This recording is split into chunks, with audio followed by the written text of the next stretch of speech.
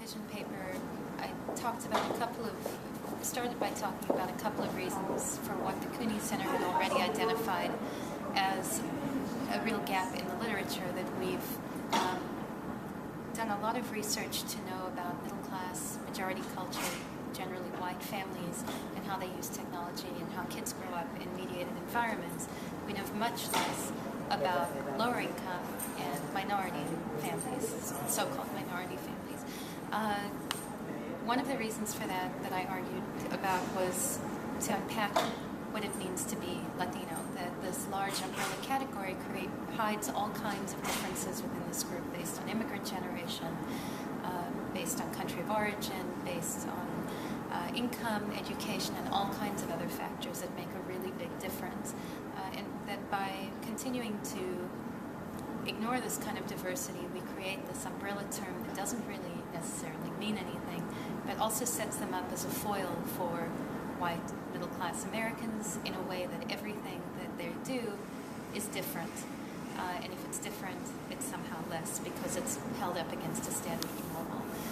The second thing is to move beyond the idea of a digital divide. Because the idea of a divide implies haves and have-nots, and there's no point in studying people who don't have technology if you are interested in technology. There's perhaps nowhere in this country that people have no technology. So thinking about this as more of a spectrum in terms of access to technology and capability to use it that can vary not just amongst individuals but even within a family gets us a lot closer to understanding how families might engage with each other, to learn together, to use technologies together and separately, but it gets us much further than a divide does. And the third thing was to look at some of the things I've done in my own research around children acting as brokers for immigrant parents, how children and parents work together, contributing their skill sets to shared tasks. Children may have relatively greater knowledge of English language, of U.S. cultural norms, of how to use the technology, but the parents are really important. They have authority in terms of understanding the world through an adult lens, of knowing what a family needs, of being able to engage with their children around how to understand a lot of the things that they may be able to access. And so thinking of how to take children seriously and how we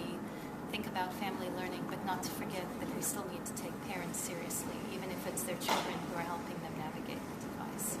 Looking at media is a really important part of understanding how immigrant families